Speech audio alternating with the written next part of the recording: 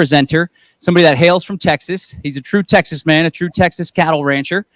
He is, I really was excited to work with him because we had the same ideas with the Freedom Cell Network. When we were experiencing this food shortage talk and all this inflation, we said, what can we do?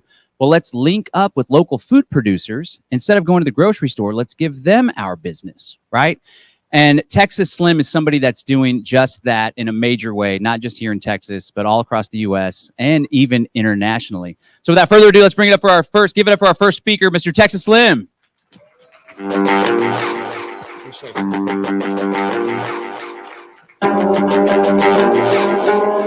There's actually more people here than I thought there was going to be. Well done. How's it going, guys? Who knows of Texas Slim? I am Texas Slim. I'm the founder of the Beef Initiative. I am from Texas, and I'm pretty much tired of the deceptions that basically have led to metabolical bankruptcy in this country. I come from West Texas. I come from the soil. I come from the dirt. I come from ranching and agriculture. About 3 years ago, I got very deathly ill from an internal injury, and I said, you know what? I've got some skills, and I've got some heritage, and I've got some intentionality with food now moving forward. I'm not going to be random with my consumption model, and I'm not going to be basically complacent, and I'm going to change my consumer demand that basically is something that my grandfather taught me. So it was pretty simple. It's pretty simple in theory. I think a lot of people in this country have a hard time understanding what food is anymore. The last 50 years of my life, basically, we've basically gone off the path. Right now, the United States is 88% metabolically compromised. Those are facts. I think the last couple of years with this marketing plan about some stupid virus basically proved that we are unhealthy. I'll just start off with a couple of facts that I like to lead with and to let you know why I do what I do. And I'm going to ask every one of you guys the same question. This is a call to action every time I speak. It's not some influencer up here LARPing to get likes on TikTok or Facebook or Instagram or YouTube. This is a lifestyle. This is about saving children's lives. Our adult consumption model, led by the multinational corporations that feed us, are killing our children in ways people don't want to admit. People are living in the shadows, and our government, as we all know here, are basically turning a blind eye, or they're participating in the deceptions. I wrote a article called The Harvest of Deception. In my lifetime, I've seen families, the soil of this nation, children's spirits, their health, basically a nation kill itself through saying something like, it sure does taste good though. Well, who designs our taste for us? Who is the first person that basically lets a child feel what taste is on this planet right now, especially in the United States of America? It's usually not the mother, as in which a lot of us came from. Breastfeeding is frowned upon now. Usually it's a chemical, basically, combination that has been designed through a subsidized food system that basically allows that children to say, as they get older and they learn how to talk and taste, they say, well, I want it because it tastes good. Well, that's a chemical company basically engineering that thought, that action, that pursuant, that desire, and it's killing them. Did you know the BMI for children under, I think it's 15 now, just got moved by the CDC? Does anybody know what the BMI is for children? They just doubled it. What it is, it's a measurement of obesity. So now half of our children in the United States are going towards obesity, diabetes, high blood pressure, heart disease, being led by our adult consumption model. And we're okay with it. Well, I'm not okay with it. So now you know my why. So where I come from, I grew up with basically a freezer full of beef. West Texas, we didn't even have to think about it. It was just there. I was cooking burgers when I was 4 years old. Cast iron skillet. cooking burgers, and, you know, I was playing. I was eating all the animal protein in the world that I wanted, and I had a very good life. I had great health, and I never really had to think about, you know, metabolical diseases, high blood pressure. I don't think I've had an antibiotic since I was probably 19. I've broken over 20 bones in my body. I've got over 14 pieces of metal in me. I've got an amputated finger. I know what the medical industry is from a mechanical standpoint where they can put you together. But our medical industry basically is part of the deception. Our doctors are technicians now. They write prescriptions. That's what they do. We have no basically call to action from our government or the multinational corporations to change our consumption model. Everybody wants something to change from the outside in. It's not going to happen, folks. I got down to 120 pounds. I had an internal injury. My kidneys shut down. I had about 6 weeks to live, and the doctors tried to tell me my consumption model needed to stay basically the way they wanted to engineer my consumption model. That was high fructose corn syrup, seed oils, all of the nefarious stuff that's been thrown into our food systems in the last 50 years. Do we know when the agricultural shift in the food shift happened in this nation? Can somebody throw out a number of a date? 1971. What happened in 1971? Went off the gold standard. We debased our dollar, correct? Okay, if our dollar was debased, do you think our food was debased? Okay, at least in that period of time, I just stick with one thing. It was fascinating. You look at rapeseed. Rapeseed was basically outlawed by the FDA in 1956. It's a weed. It was designed in an industrial way to take rust off of pipes. Now it's probably the biggest subsidized weed crop that we produce. I embedded myself in a harvest company back, I don't know, it's been about 2 years ago now. I was all the way from Texas to North Dakota, and we did harvest after harvest after harvest, field after field after field, monocrop after monocrop after monocrop. The news media and the government was saying that there was a wheat shortage that year. There was no wheat shortage. There was an overabundance of growing more rapeseed. What is rapeseed? Canola oil. So it's a seed oil. So at that time, we started basically debasing our money, debasing our food. What happened was a global industrial food shift. We started injecting basically subsidized weed products into our consumption models. They first started, you know, putting it in this and that, and now it's in everything we touch. You guys have read the labels. You guys are here. You know what's going on. Well, they keep on doing that, and they're doing it now with beef. What they're going to do with beef is they're going to basically tell the Western countries that you cannot no longer, and they've been doing this since the 50s, since Eisenhower had a heart attack, saying that cholesterol was bad for you. That's a lie. And I'm not going to go down there, look up Ansel Keys. You can do your research. The fat-free fiction, the fat-free lie was a lie. Okay, look where it led us. It led us to obesity in this country. Okay, with rapeseed, what they did is they learned that they could inject these fake commodities into our food systems, led by our basically regulatory agencies of the United States government and the multinational food corporations.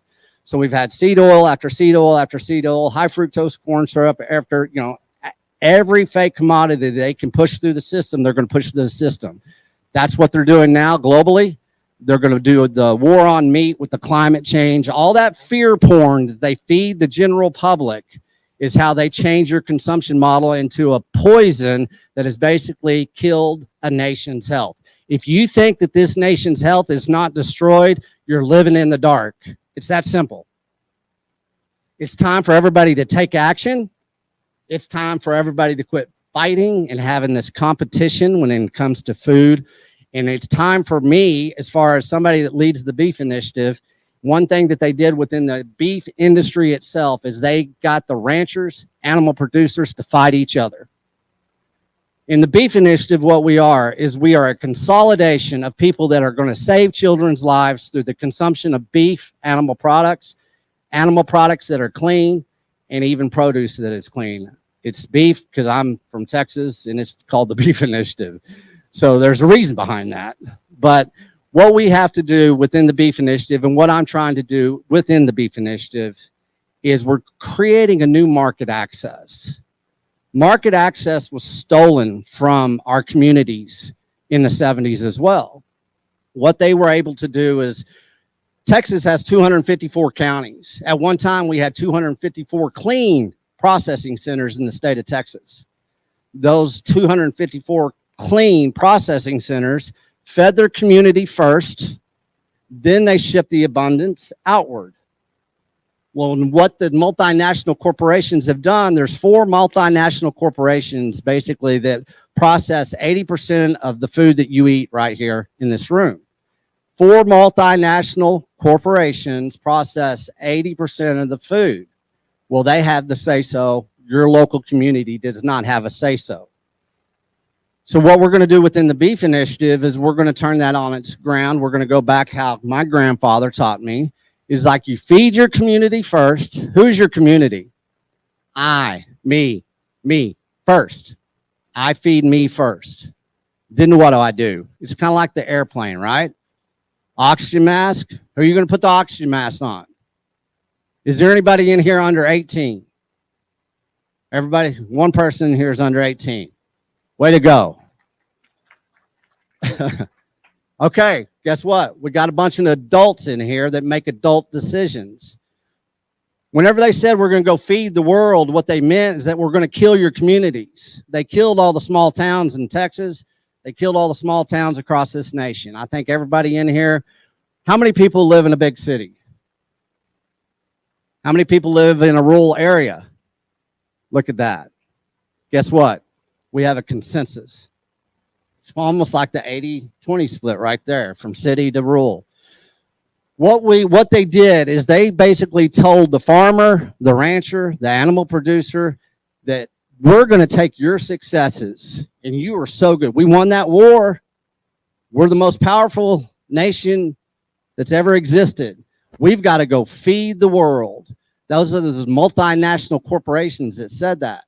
A lot of our farmers and ranchers, and this is not a judgment, this is exactly my family. My family had to experience this.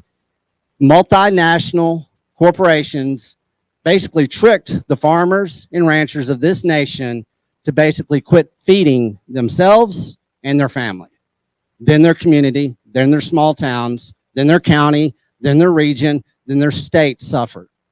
That's where we are in a nation.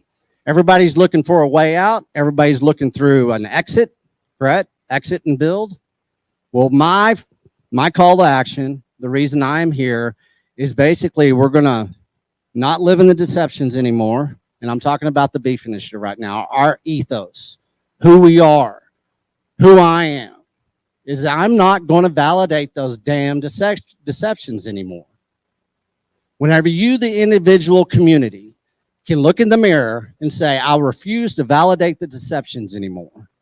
I'm going to engineer a lifestyle that is not just in the state of Texas. It's just not in a state across the United States, but it's a global thing. What this is, there are no borders. Whenever I choose to feed myself basically something that is not part of the deception, then I've created a lifestyle, I've created a consumption model, and I've created a consumer demand that is going to start feeding my community again. Who's the community? I am. When I put my foot down and I say I am not going to consume this adult consumption model that is killing kids, then I'm taking action. Are there sacrifices? Sure. Is it hard? Not really. What we did in the Beef Initiative, I'll tell you about what we are. We're a platform. We're basically a technology company on the back end. I'm the figurehead up on the front end. And in the middle, we have a bridge between the consumer over here to the rancher producer. I started the Beef Initiative probably October of 2021. And I asked 3 ranchers to come into the Beef Initiative. And I told them exactly what we were going to do. We were going to basically feed a nation again, okay? I didn't go out there and market myself. I did this grassroots. I traveled over 60,000 miles last year in my pickup truck. I need a new pickup truck. If anybody wants to sponsor me, please. It doesn't matter if it's Ford or Chevy. I don't have Calvin pissing on the floor. So Calvin and Hobbes, that was the thing. But anyways, what I did is I drove across this nation. I've been on many podcasts. I've done a lot of things. But what we're doing is we're bridging the gap between community and the farmer, rancher, producer. Everybody's been trying to do this forever. But what it is, it's not a marketing plan, folks. You've got beef companies out there that are basically lying to you, selling boxes on the internet. You've got a company out there, a multinational corporation now that started in Austin, Texas on 9th and Lamar. What's that? What is that company? Y'all know? Whole Paycheck, Whole Foods. Yeah, well, they're a multinational corporation that lies to you now when it comes to food.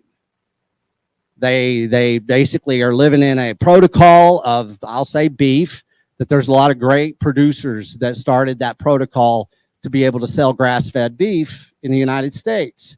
Well, now that protocol is compromised. They're never going to tell you about that. There's producers that are actually pioneered that protocol within Whole Foods, and now they're wanting out because the protocol is deceptive.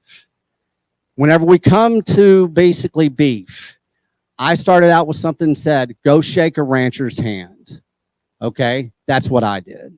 I shook one rancher's hand.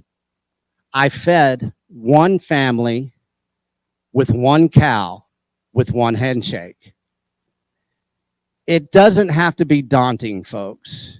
With 3 producers in October of 2021, now we're over 120 producers that have come into the Beef Initiative voluntarily because they're screaming for help because they want to feed you, the community.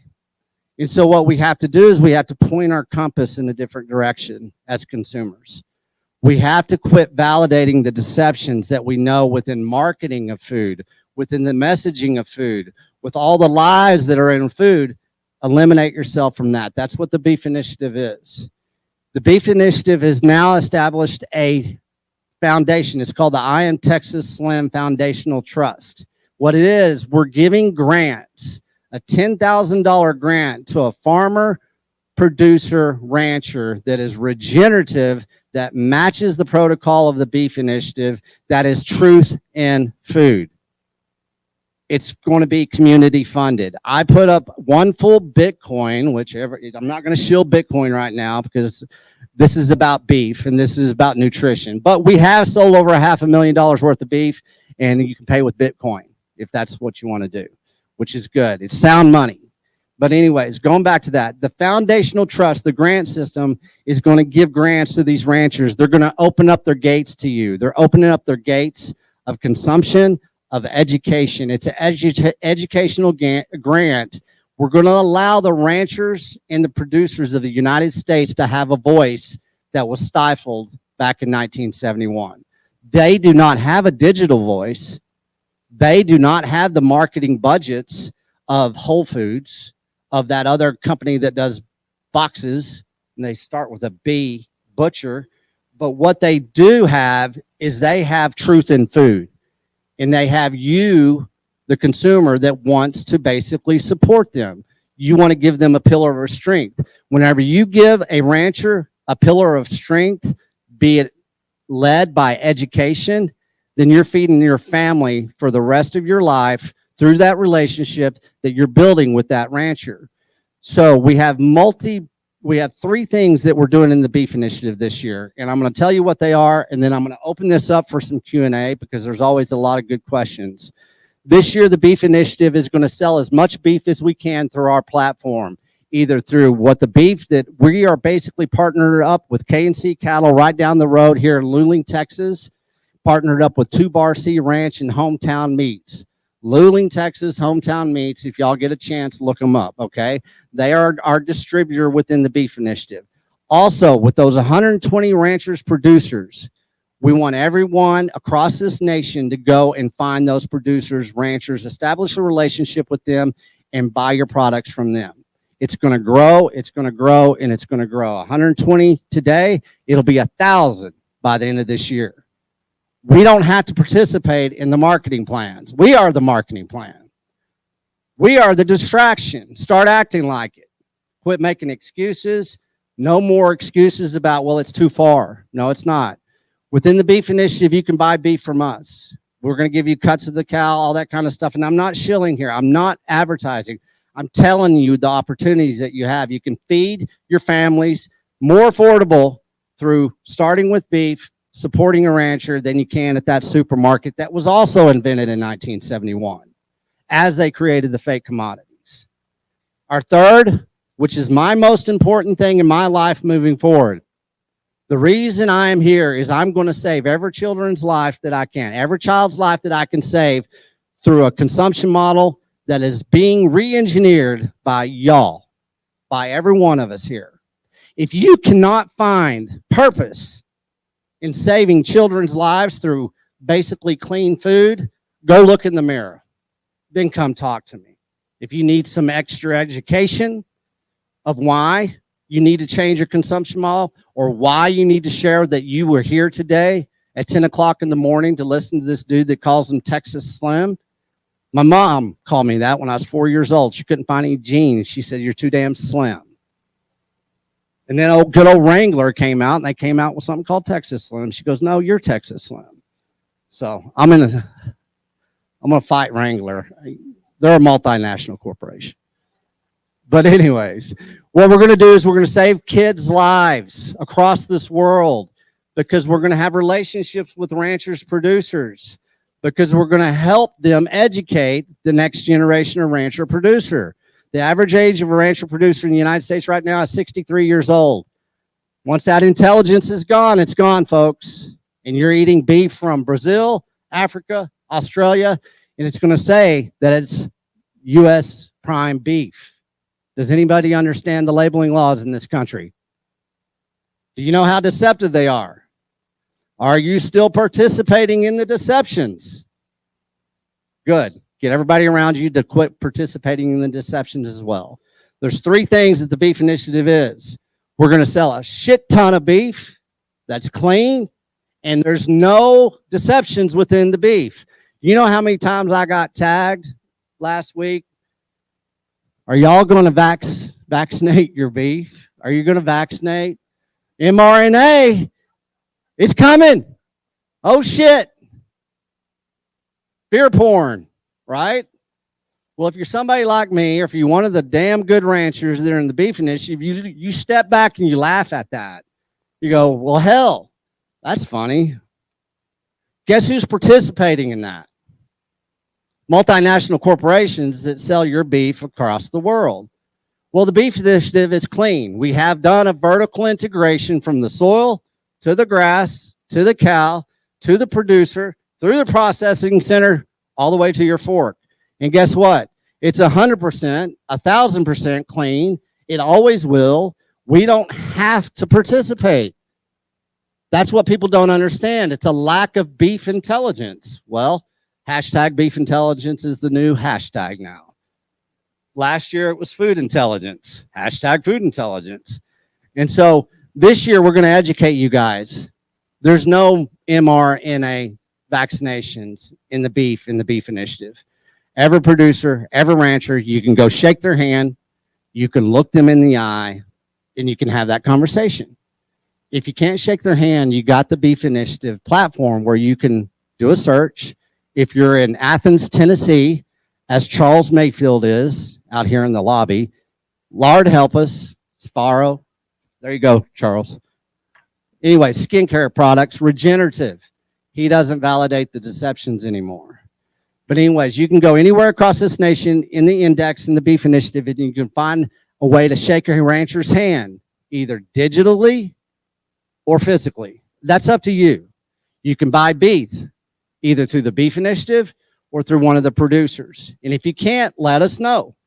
Let us know that you want to basically source this type of beef that you don't have to worry about, that doesn't cause you anxiety, that it basically allows you to separate yourself from the fear porn on social media, this centralized media apparatus that everybody thinks that they have to participate in. We don't have to participate, folks. And I want you to have that confidence. That's what it takes. If you don't have the confidence, and I tell this people all the time, I think it was Darrell Roll, the University of Texas in the 60s. He said, if you haven't been in the end zone yet, just act like it. You'll get there. That's what we're doing here today. Well, we've scored a couple of goals this last year. I'm heading off to Australia. The Australia guys, producers, said, hey man, can we have an Australian beef initiative? And I said, hell yeah, I've never been, so let's angle ourselves over there. So what we're going to do is, I'm leaving in February. They've got 5 summits. Guess what? They're talking about the same things, folks. This is a global thing. There is no borders when it comes to nutrition, when it comes to saving children's lives, when it's given the great American rancher a voice. I tell everybody this year in 2023, the Beef Initiative is basically leading the great American health initiative that is actually being pioneered and enforced by the great American rancher. It takes y'all. It takes your participation. I got 2 questions I can answer. So first hand up, I'll answer. Yes, sir.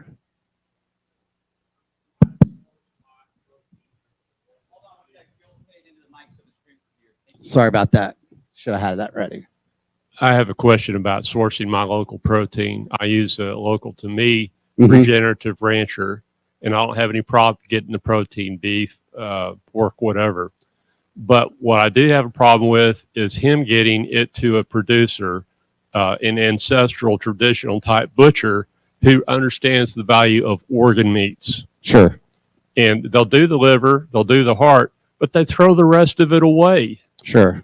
Do you see any development in the butchering facility arena of people who know what they're doing and know how to save that valuable product? You bet. And that's a great question, because that's some of the densest nutrition you can get is through organ meats and everything.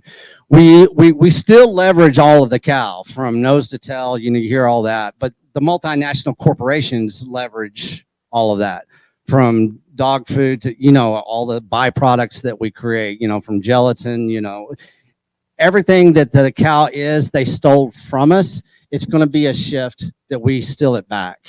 And that is done through the processing centers, but it's done in a micro way instead of on this multinational global way. Cole with Hometown Meats down in Luling, there's a plan. There's a roadmap.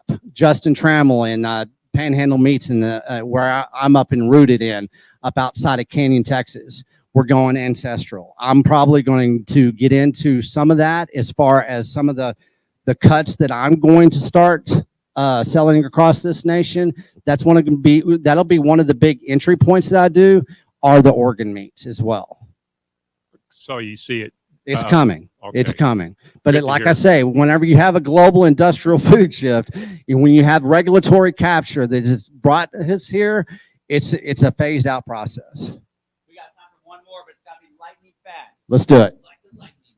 Go ahead, right here. Yeah, I'll let you talk about that. Lightning.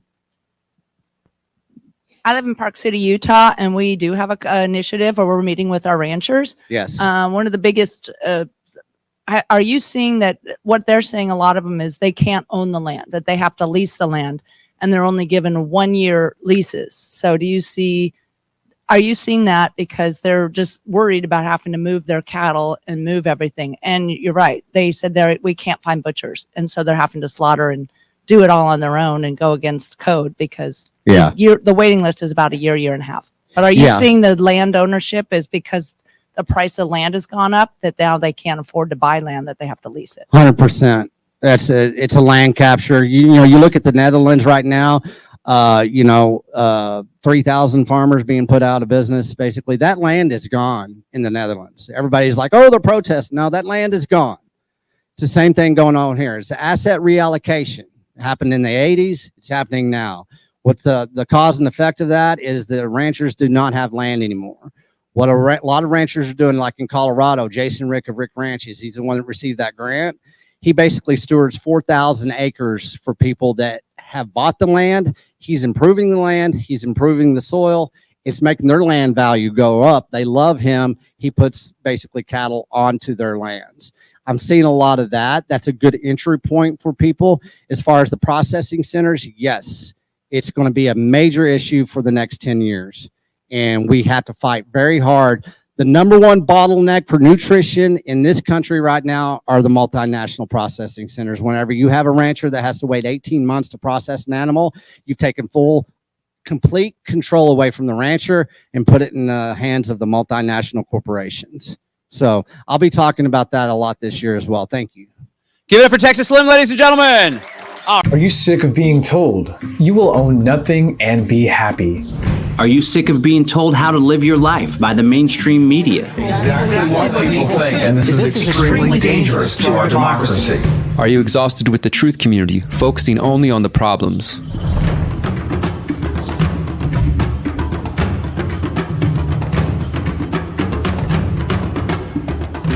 Are you ready to do something about it? Let's take action together. Join the Freedom Cell Network in January 2023 as we return with the Greater Reset for co-creation. The Greater Reset is a 5-day in-person and online gathering where solutions-focused speakers and organizations share practical steps for individual and collective liberation. This year, we'll even hear experiences from real communities on the ground across multiple continents. The Greater Reset 4 will focus on activating 5 focus areas over 5 days. January 18th, liberate your mind, body, and soul. January 19th, permaculture and food independence. January 20th, agorism and parallel networks. January 21st, take back our tech. January 22nd, building free and conscious communities. This is our time to co-create the world we want for 2030 and beyond. Join us as we lay the foundation for the next stage of a free humanity. Join us from January 18th to the 22nd, 2023 as we gather online, in person in Central Texas and Morelia, Mexico. Join us for the Greater Reset 4 co-creation. View the full speakers list and organize your local activation hub at thegreaterreset.org.